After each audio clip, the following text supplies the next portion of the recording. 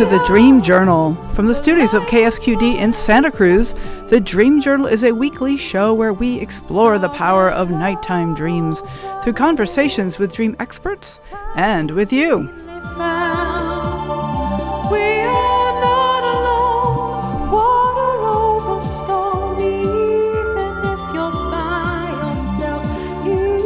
In the words of Carl Jung, who looks outside dreams, who looks inside awakens.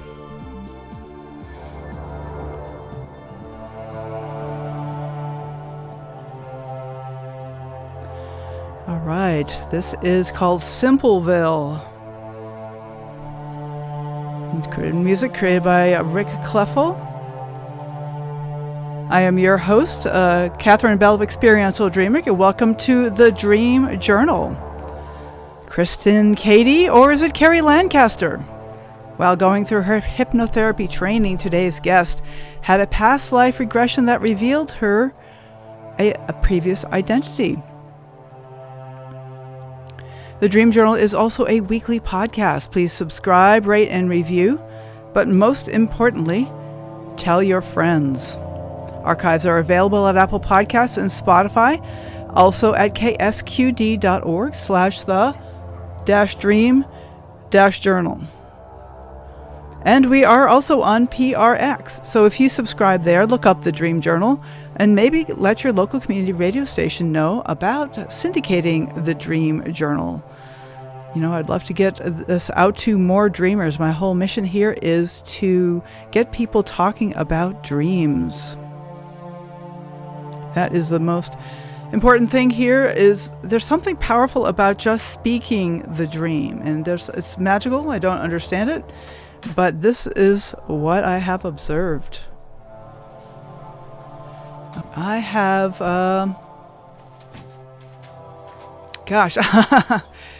yeah. Oh, I have had a dream about. I had actually a pretty intense nightmare this week, and I'm just mulling over what could be going on. It was one of those ones that wakes you up at 2 o'clock in the morning. And it was just watching this dynamic where somebody has been tortured and held captive for years and years. And it's just, it's like something that wakes up in me. So what part of me has been held captive? And, of course, I am my biggest captor. Like, I'm my control myself. That is, the biggest way that I get controlled. And, of course, by me controlling myself, I set myself open to the possibility of other people controlling me. So there's something here, even though it was definitely an unpleasant dream, I think there's something about waking up to the ways in which I am controlled, in which I control myself, and then of course I control others. So this whole dynamic of relationships is something I've been, evolving over all my years of dream work. I have some really significant early dreams about control in relationship, and here is more. So just trusting the dream maker, there's something valuable here, even in this pretty horrific dream. Okay, our guest today is Kristen Kadi. She is a clinical hypnotherapist, an animal communicator, a clairvoyant, a psychic, and a medium, and she has been working in the field for over 20 years.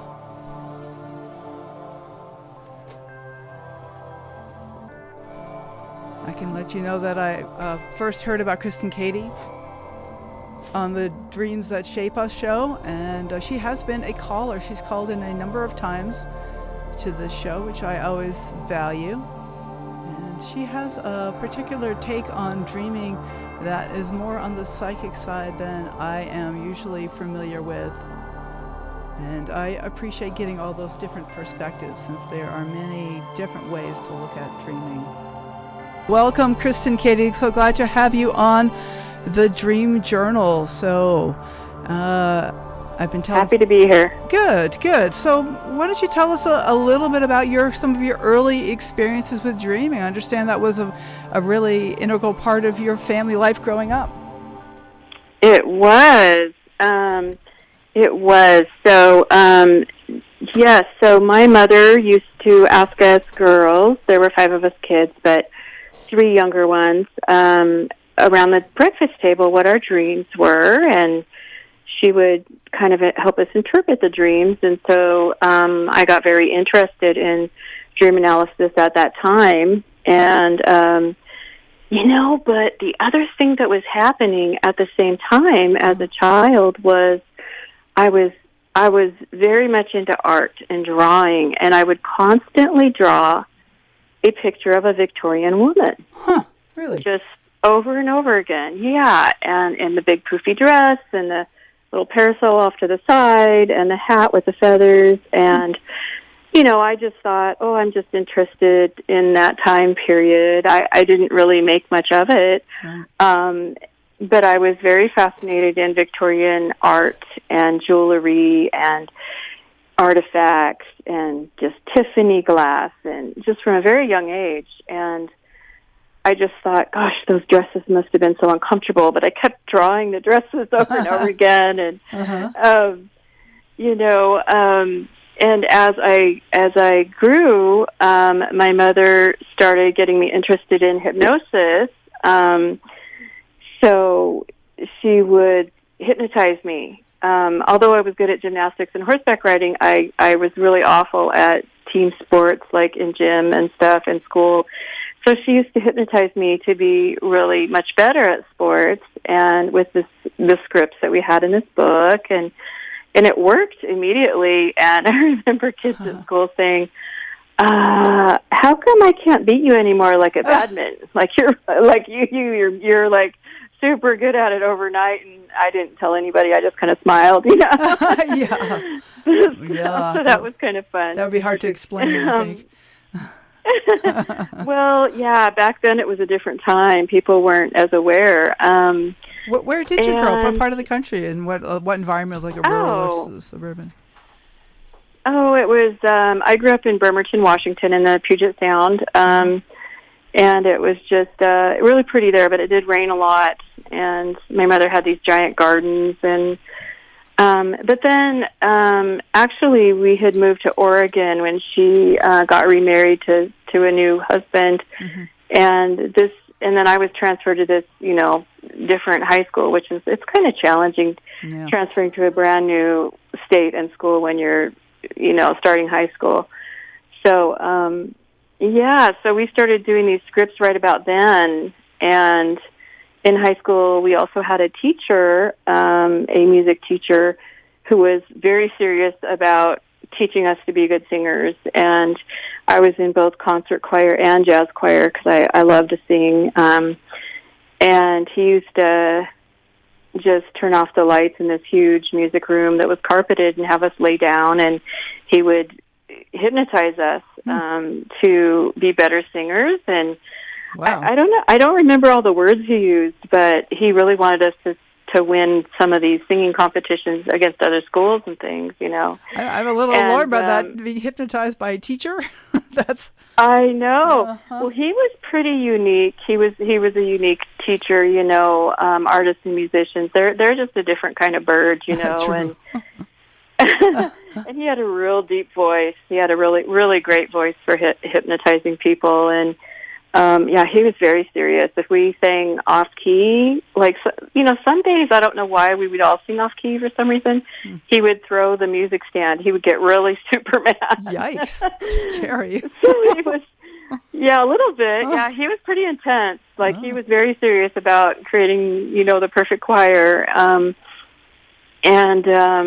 I even had another experience in college where I had a college psychology professor that was just amazing. I adored her. She was so smart and wise, and she would just have us relax in our desks and just sit there and hypnotize us, ask us to close our eyes, and she would say words to us before we took an exam. And she would just give us these words that all this knowledge would come back to us, and we would do wonderful on our exams, and it actually worked. Okay, wow. So there was this thread in my life that was kind of unusual with this theme of hypnosis. So when my kids were really little, they were probably like 3 and 5, I found out that there was a hypnosis training in Spokane, where I lived at the time, Spokane, Washington.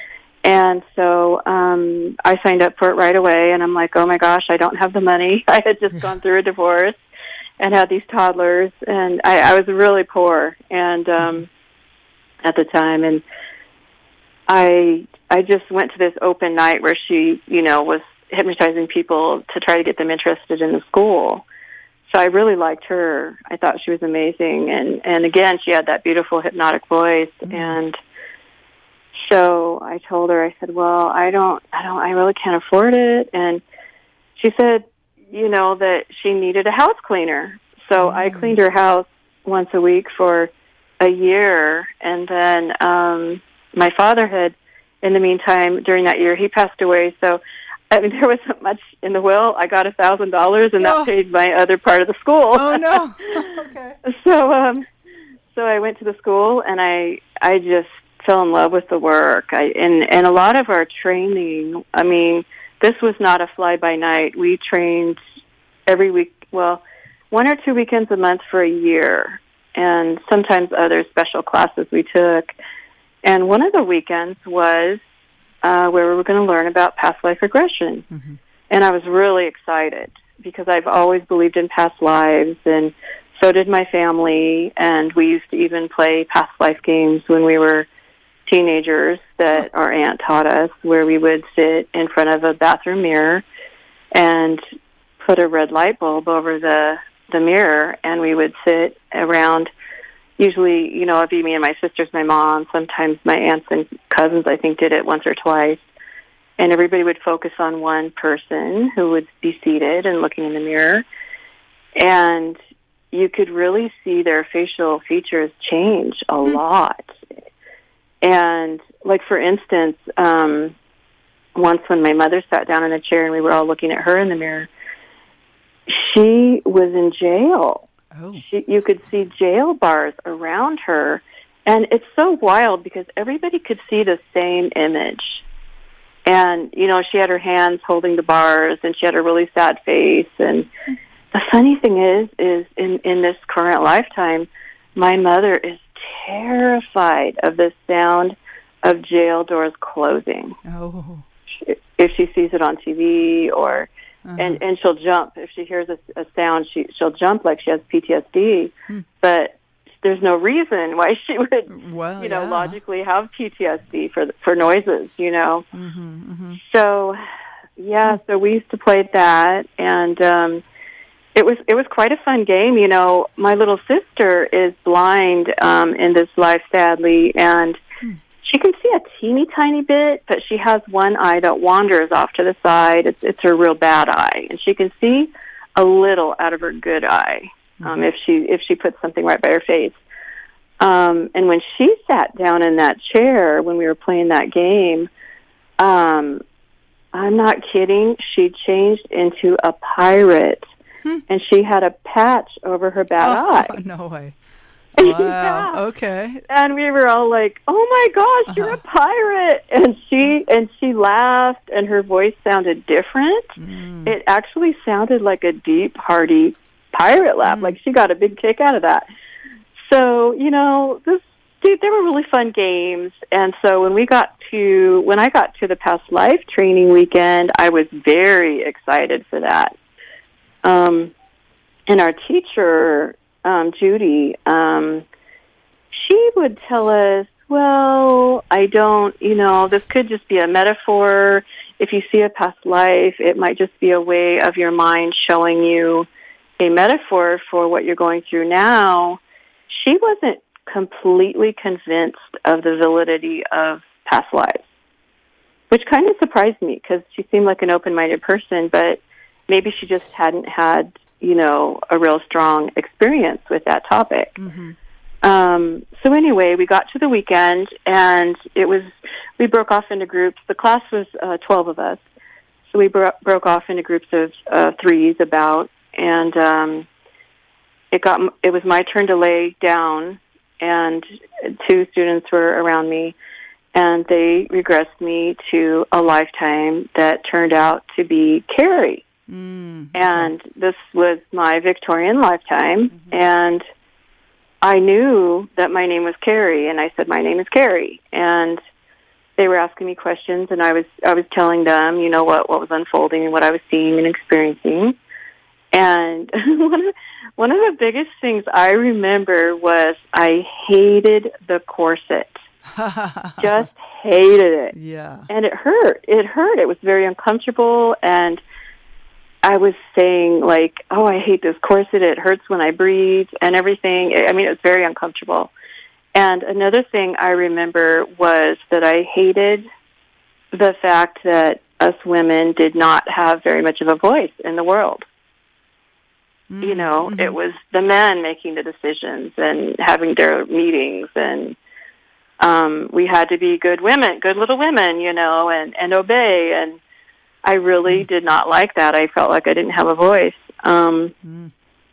So anyway, yeah, they did the entire regression, and they last about an hour or a little over an hour.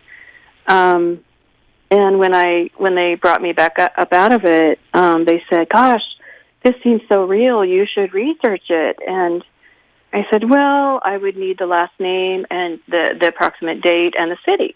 Right. And, after you experience a hypnosis session, you're still in that trance state for several moments after you are brought back to normal waking consciousness, just normal consciousness. So I immediately said, oh, it's Carrie Lancaster, Jamestown, New York, 1890s time period. I just knew it. It just came to me. And so I was really excited, and I thought, well, I can figure this out maybe, and there was this huge library downtown in Spokane, and I decided, a week or two after the regression that I was going to go just see if a librarian could maybe help me. So I told the librarian what I wanted, and, he looked at me kind of funny. And, but he took me to these, it turned out to be a really large library with a lot of history. And he took me to the population archives, and of course I had no idea what that was going to tell me. Like a population archives, like a list of people who lived at different times, like births and deaths and that kind of thing. Right, yeah. And they were giant. They were like giant books that had huge pages. And he found Carrie Lancaster in Jamestown, New York, and I was so excited. I remember I jumped up and down for a minute, like I was like, "Oh my God! Like this proves it! This proves it!" And he bugged his eyes out at me, and but to me it was kind of like proof, And so that was many years ago. I'm still a clinical hypnotherapist. I've done hundreds of regressions, but in this very year. This year, I made friends with she started as a psychic client of mine. I give psychic readings. I love giving psychic readings. I'm a trained clairvoyant. And anyway, she said, I could probably find some info on Carrie for you. And, in that time period, cities were smaller and things, and they kept decent records. And she found that image that you shared on your radio show here. I mean, it's not the best image, but it is an image, and everything was very similar to what that was revealed to me in my regression, because I lived in the house. My sisters and I inherited the home, and in my regression, we were wealthy. We did have money. And it turns out that my friend Donna had found out that they had been cattle ranchers. So, they had some money, and apparently in that life, she found out from the archives, I died in 1917. That might have said it in the library. I didn't take real good notes at the time I went to the library years ago, but I married somebody that turned out to be a scoundrel, and he kind of, he just wasn't a good person. I think he was in it for the money.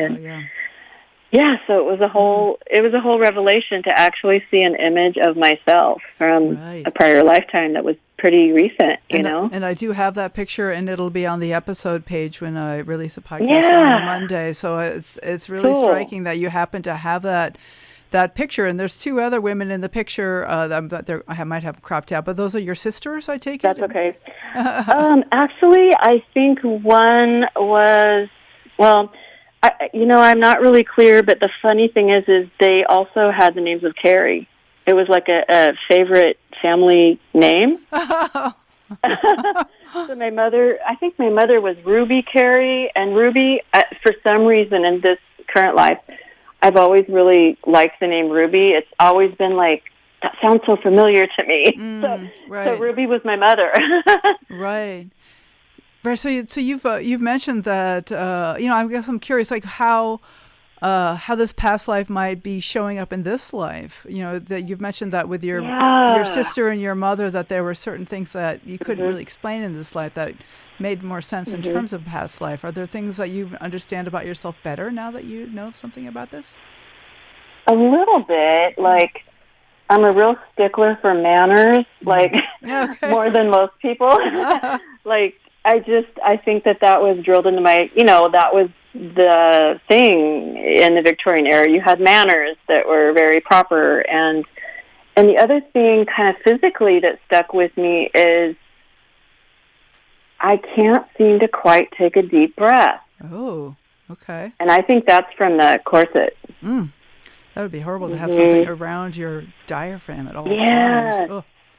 Yes, and they even had to wear them when they were pregnant. They had Lord, special seriously? maternity.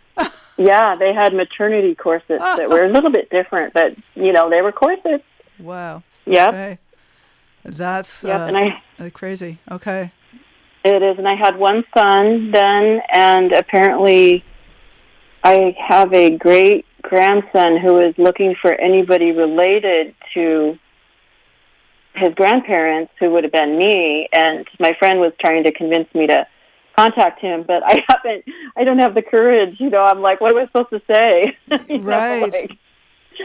Well, that was one of my questions, because there may well be descendants, if not directly from Carrie, then from one of her siblings or something in the family. It would have been her. This man now, well, he's a man now, he would have been the great-grandson, I believe, or maybe it's the great-great-grandson. He wants to know relatives. Okay. I just haven't gone there. I don't know. I don't know if I have the courage. Think about it, but you can trust your intuition to not go there as well. Right. You get to have a choice there. Yeah, but it's been an interesting... I actually had a couple dreams that were... Oh, yeah. Probably memories of that Victorian lifetime. Yeah. I'm going to say a little bit about that. Okay, sure.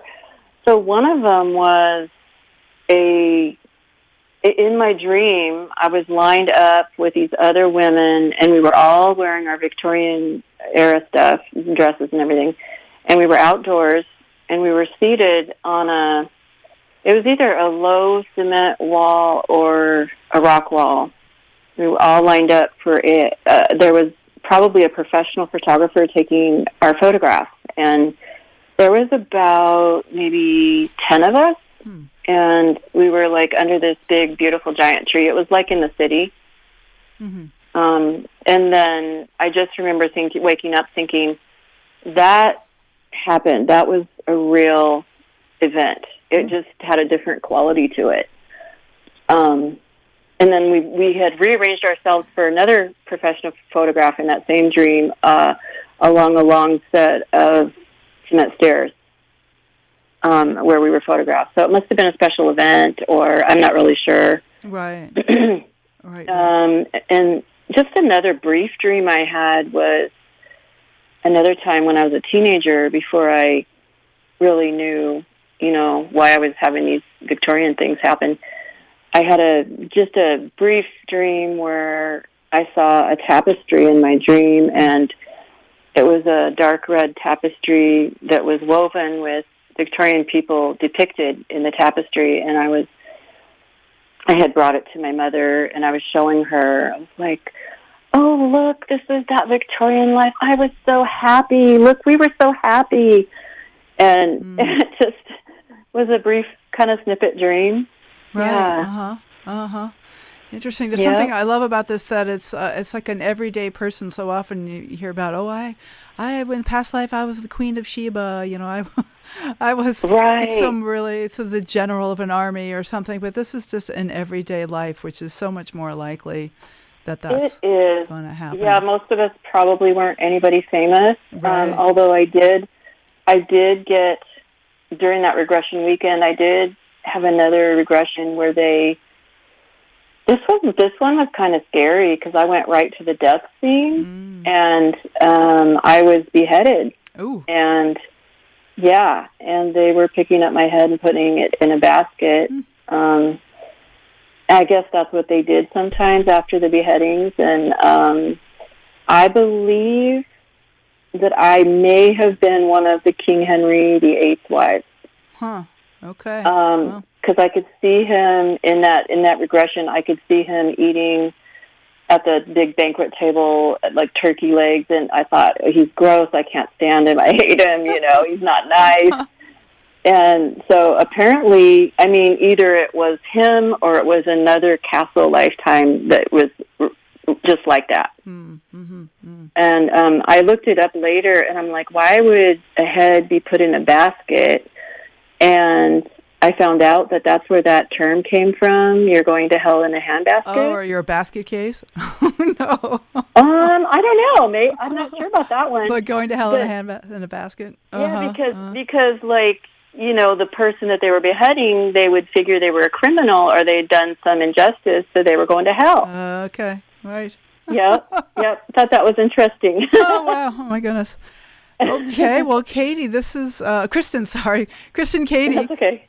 Kristen Kadi Carrie. Yeah, Kristen Kadi Carrie, right? Carrie Lancaster. So this is Kristen Kadi, Kadi. You can look her up on Facebook, and if you like. And we're talking about past life regressions, and we're going to take a short break, and we'll be back in just a few moments. So we are thank you, Kristen. This is great. We're broadcast live from the KSQD studios in Santa Cruz and co-broadcast live in San Jose by KCXU.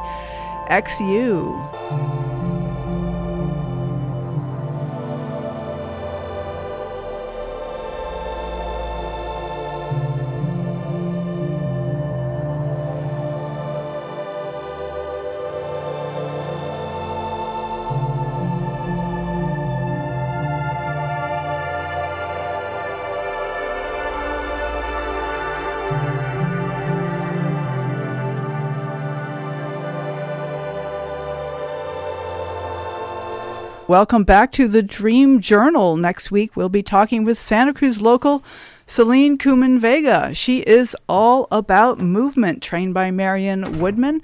She has a practice to hear about helping with movement and deepening the spirit.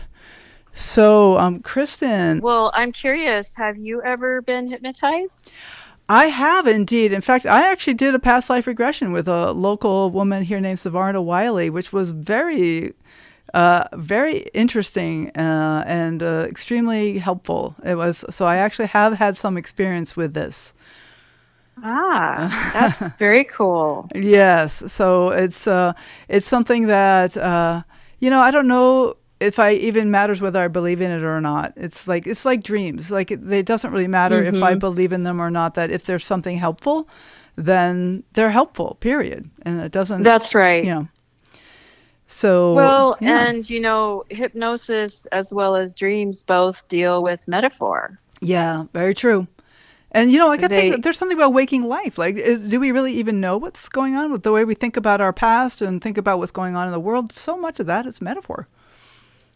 Yeah, anytime something happens, like in my life, like in my house, if something breaks down, or like for instance, my hypnosis teacher, she's the one who first introduced me to that idea about how strong metaphor is even in waking life. And she had a flood in her house, like the plumbing broke down and it was flooding, and I said, well, okay, what if that's a metaphor? What is it saying about your life right now? And she Mm-hmm. immediately started crying. Oh, wow. And yep, and she said, my life is a mess. I'm going through a divorce, and I'm emotionally flooded. Oh, wow.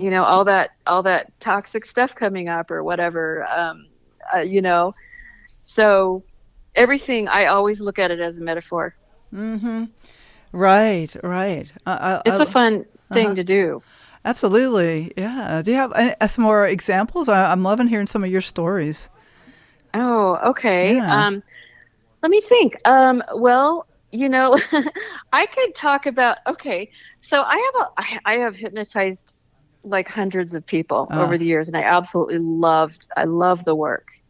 And okay, one time this man came in. He was just heartbroken, hmm. absolutely devastated from a bad breakup, and some time had passed, and he should have been, well, I shouldn't say should, but it would have been, an appropriate time had passed that he could, which maybe be over that breakup at that point. Mm-hmm. So he thought, well, I have to go get hypnotized. I can't get over this breakup. So he came to see me, and I decided I was going to hypnotize him it's a technique that I learned in my training would be to meet your inner soulmate. Okay. So, Huh. I told him that's what I wanted to do. And he said, yeah, whatever you think, that sounds good. And so I got him very nice and relaxed and in that hypnotic state, count him down, take him down the stairs and into this beautiful pathway outdoors. And I told him he was going to be meeting his soulmate. And, so I led him up to that experience, through this hypnotic thing and just got him into this real beautiful state of relaxation. And I said, okay, when I count to 3, you're going to be face to face with that soulmate. And so I counted him down to that. And he just got this blissful look across his face with his eyes closed, and he was describing this woman to me that was just his ideal inner soulmate. And she had a ring of flowers in her hair, and it was a beautiful summer meadow. And he said, I said, well, what's her name? Mm-hmm. And he said, Summer. Her name is Summer. And he was just so blissed out. And so basically the inner soulmate, I was taught to look at it as it's a part of us that can be our own, like, comfort, our own joy, our own, meet those needs that we feel we can't meet without someone else. Mm-hmm, like the anima, so a lot of times kind of, yeah. Yeah. So a lot of times, we think we're not complete without this other person, but this type of session actually helps a person to feel more complete after they do the session. So, because it's an inner soulmate, not looking for someone in the waking life world, in the outer world. Yeah, exactly. So your perfect inner, kind of like a counterpart to yourself, but it is yourself. Right. Right. So he went to pay me, and I didn't realize he was going to give me like more money than what the session was costing. He said, well, do you have change? And I said, well, I don't have change. No, but I can like write you a check to give you change, or you can come back, and I can put it towards another session. And he said, well, let's just keep it that way for now or whatever. I don't need change, and, I'll come back. And I said, okay, that's fine. I'll keep it written down. And so sometimes I, would call my clients 2 or 3 weeks later and say, how are you doing, after the session? And we connected. And he said, Kristen, you're not going to believe this. Yeah. You're not going to believe this. And I said, why? What happened? He said, well, I was out with friends, and guess who I met? What? I met Summer. Oh, no. And I said, are you kidding? He's like, no, her name is Summer. Oh, and she had flowers in her hair. Wow. I'm like, are you serious? And he goes, please keep the change. Right. It was worth it. So he was absolutely thrilled, just thrilled. There are a few a few things that stood out over the years. And I still want to do more hypnosis. Right. Well, I could share a little bit of my story if you like, if you want to hear my little Sure. past life story. Um, it's it was it's so hard to put these things into words. But there was I found myself. I mean, it really struck me when you talked about being beheaded, because I was like, no, because that's what happened in my past life as well. Oh, wow. And it was that I was a kind of a peasant in the Basque region in the 1300s or 1400s or so. So it was that I was protesting, that I was a peasant, and one of the things I first remember is the way that my leggings worked, and that I had like these straps that went around my calves to kind of keep my shoes on that in a very particular way. And I remember the going to the square and protesting and standing up and complaining, about conditions or something. And the guards, I remember very distinctly the uniform that the guards wore, and the kind of helmets and the breastplates and the tunics that they wore. And I did look these things up later, and was able to locate the place pretty closely. So, and then I was taken to the castle, and I remember parts of the dungeon, and then beheaded. But there was, I don't know if this was something that happened to peasants. See, like this, I don't know if this was if they would bother, it'd be more likely to be hanging or something. So I don't know that all the details are correct. But the interesting thing about the way the Savarna Warley works is just to toot her horn a little bit, is that she gives you an opportunity to go back and change your choices, and then you get another life that has a different outcome. Exactly. And that was very, very powerful. And for me, the outcome was to listen to my wife and not go down to the square, but instead to take the master's pig and all my kids and her and escape to the hills. And that's very fascinating. Very fascinating. And then I was able to live that life as well. And that really shifted some things about relationships, since that's, as I mentioned during my check-in, that's been an ongoing thing in my life, to like listen to people in my life and like finding a way to make my own way rather than being a subject my whole life. So, so is that something you do with your people too sometimes? Or have you had that experience?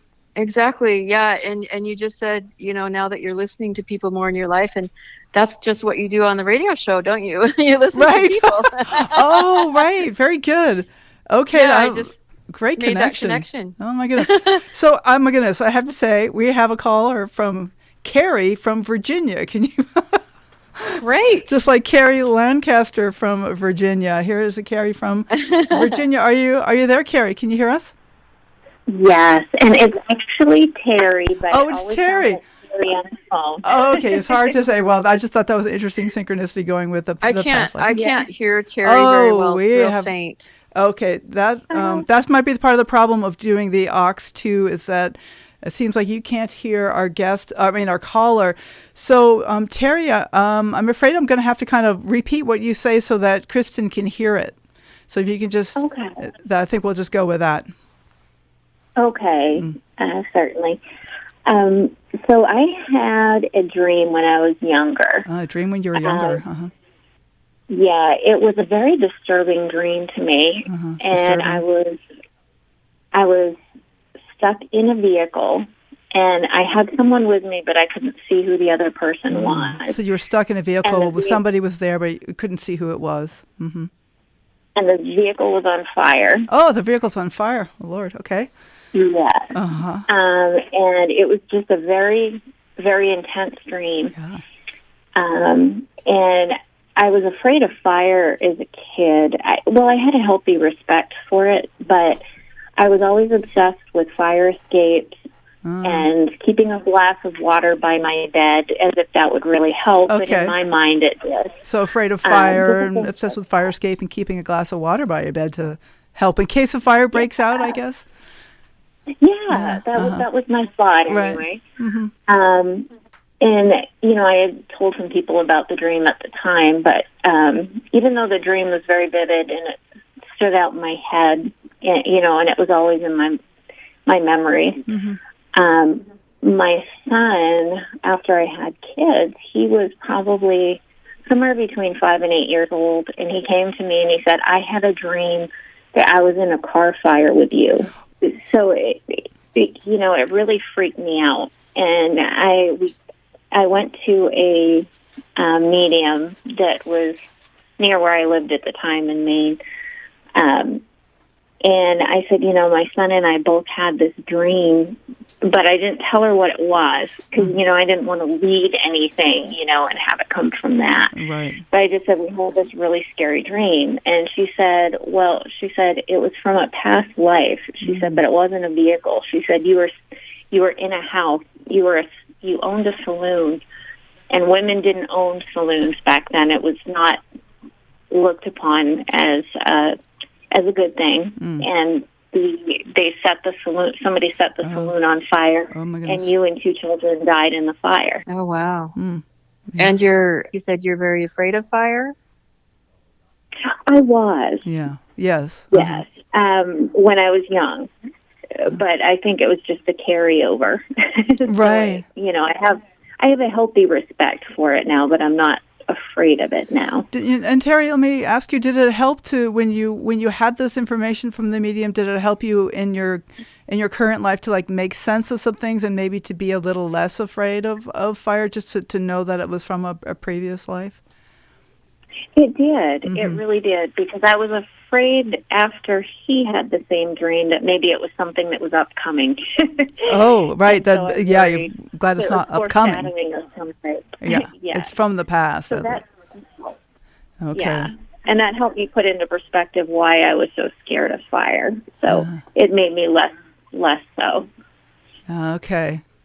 Thank you, Terry. I appreciate you sharing this experience. And Kristen, we have a few more minutes. If you have any comment you want to make to Terry, and then we'll say goodbye to her. I would maybe suggest getting a hypnosis session and doing a rewrite. We call them rewrites, where we change the ending, and or you could go and rescue that person that was in that fire that was you probably, and rescue her and let her know she's safe. Yeah. So Terry, is that helpful? The idea of a rewrite, I think that's what we were even just talking about right before you called, is the idea of rewriting a past life, a past history.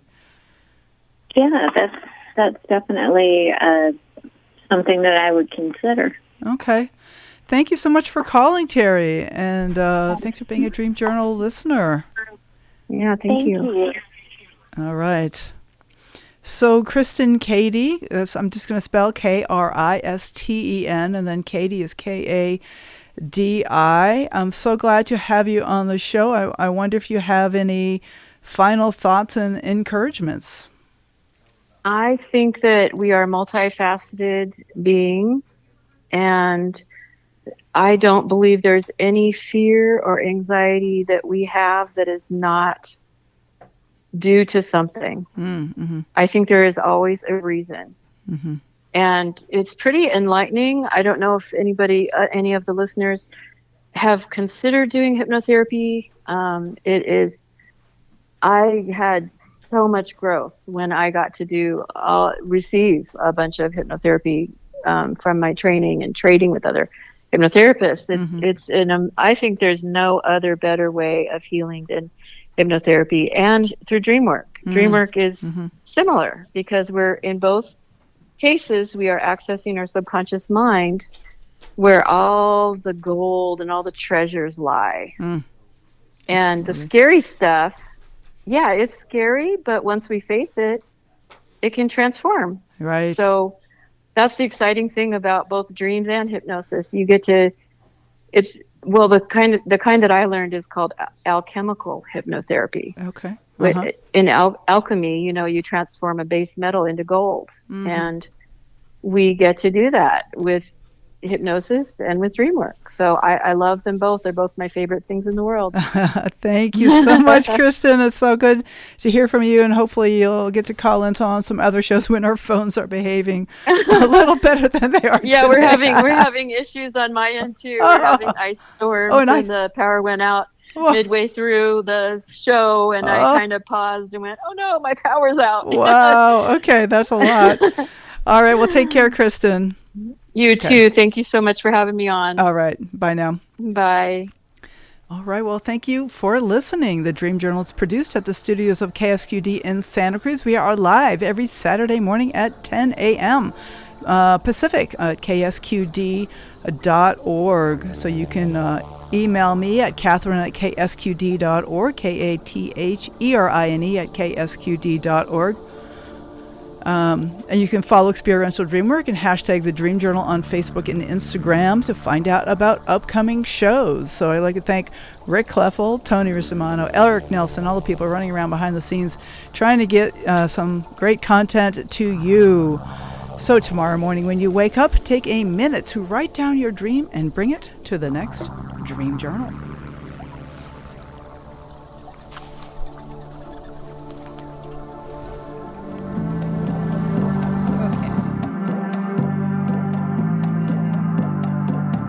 Had an old thought in the old town, waking up, feeling down, was what I learned in the old school, is there's no